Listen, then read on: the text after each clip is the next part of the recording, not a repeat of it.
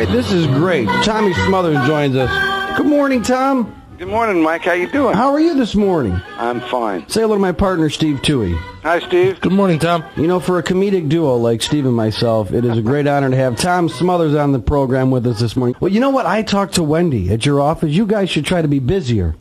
Oh, my God, you guys are all over the place. Well, it's this might be our last year. The following year, this is our 43rd year touring. Wow. As is the Smothers Brothers. You guys are probably the last comedy team along with us. Well, they don't have many comedy teams anymore. No, you know, we had Andy Dick on last week, and he was so excited about two guys doing comedy that he wanted us to do some stuff with them. So that, you know, it's like a novelty these days. It sure is. Well, now we were wondering, since this may be the last tour, could we just take the name, the Smothers Brothers? We'll even take your act if you want. We'll do the act. Well, you get the yo-yo, Steve. We're not I'm not one of the original Smothers Brothers either, so you can take it. There you go.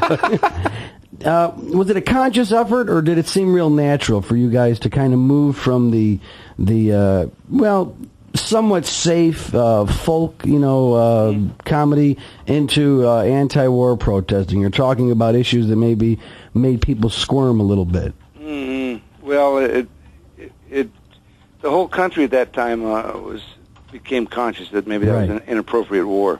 Right. And we were all very young at the time, and we reflected that position. It just slowly evolved. With the type of backlash that your shows got from the networks, do you feel that kind of coming back? We were talking about Bill Maher, and he had some, what we're seeing is subversive comments about 9/11, and he kind of suffered a backlash because of the threat of sponsorship boycotting.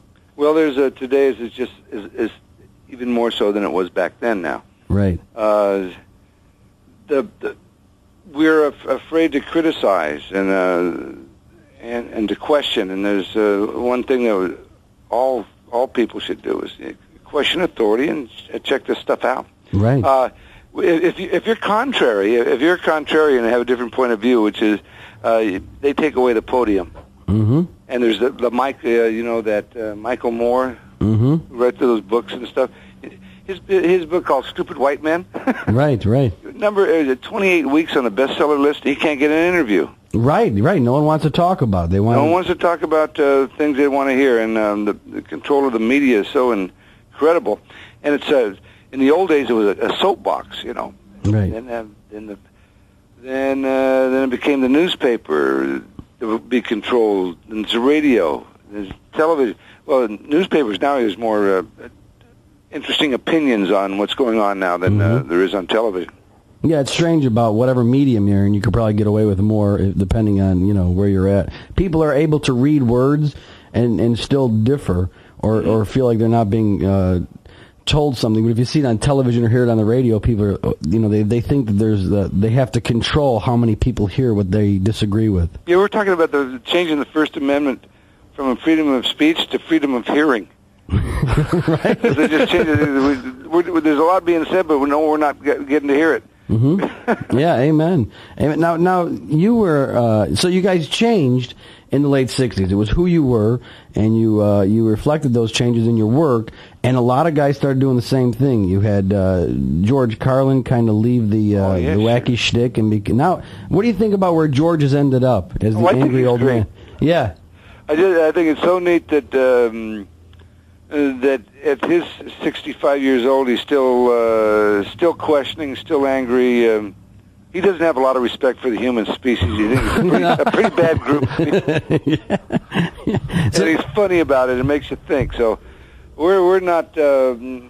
Our show's a family show. It's kind of a vaudeville show in a sense. The Yo-Yo Man, and it has some philosophies in it. Right. But it's very hard to do political satire nowadays. Yeah. Because everybody is so uptight. Yeah, so uptight about it, and they boo, they ooh, they ah.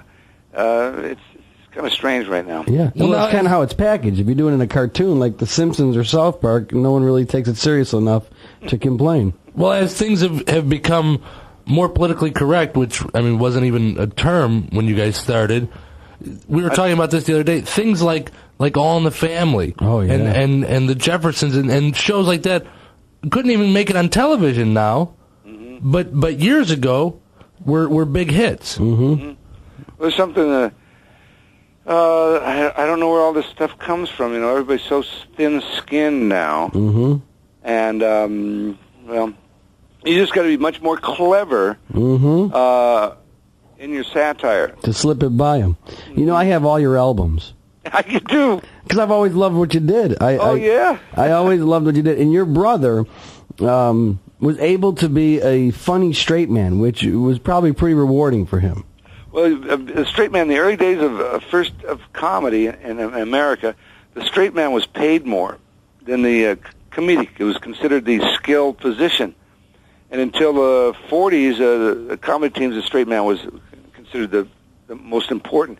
And because if the audience believes Dickie Smothers, right, when they believe, or Bud Abbott, right, or if they believe the straight man, they believe the comic. All of a sudden, the thing floats and it flies. It's the most important part is that straight man. It's very difficult to do. Right, wow. But he was able to be funny too, which a lot of straight men were just there to feed the little guy. Well, Oliver Hardy was kind of funny. Laurel and Hardy. Yeah. He was the first straight man that you say, which is a funny one. Yeah, very funny. It was Laurel, but Oliver Hardy was pretty funny. Dean Martin had a nice sense of humor about him too. Yeah. You know what's funny? I went to, speaking of Laurel and Hardy, we went out to lunch yesterday, Steve and I stopped at a DVD store and I bought Flying Deuces on DVD. Oh. And I get home and I open it up and there's no disc in it. So, what? No. Yeah, I was all That's excited. why it was only $5. That's why it was in the budget bin. It was just the cover. But I have to watch it again because they were so subtle and they were able to make me laugh with just the way, Well, they had a lot of air. Yeah. We're doing Dickie and I, the Smothers Brothers, going out to Washington to let me see, who is it? Someone's getting an award out there. Oh, Bob Newhart. Yeah, Bob Newhart thing, and he had he was a guy that kind of did a comedy team by himself. He was on that phone, those albums. Yeah. When he sold his album stuff, it was him on this phone. It was like a two guys talking. Like the invisible straight man. Yeah. Yeah. The timing was beautiful, like Laurel and Hardy too. Was had great sense of timing. Now, when you and your brother were younger, what comedians influenced you? Who made you want to become funny? Well, the first guy, the first guy that influenced me is George Gobel. I don't know if you're old enough to remember. Oh, sure, George Gobel with the little flat top hairdo. Yep, I saw him when I was about 15 years old on television on an Ed Sullivan show, and I said, "Oh man," because he didn't tell jokes really. He just had this wonderful sense of timing and say funny things in a funny way. So he was in, and Burl Ives was the other guy I listened to. I liked his music, and I liked George Gobel, and I got the guitar, and I wanted to be a band leader. Yeah. But the Smothers Brothers, I mean, I keep looking back. We're the only guys out there doing it now. What you call classic comedy, which is two guys talking to each other.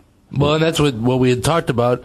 Both Mike and myself have done stand-up separately, and we started thinking there are no comedy teams out there.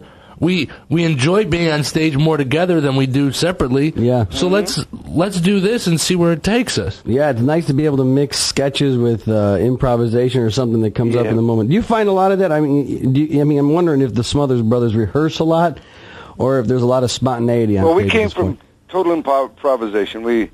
I would get up and we had music, we had songs, and so when I'd introduce a song, make up something every night different.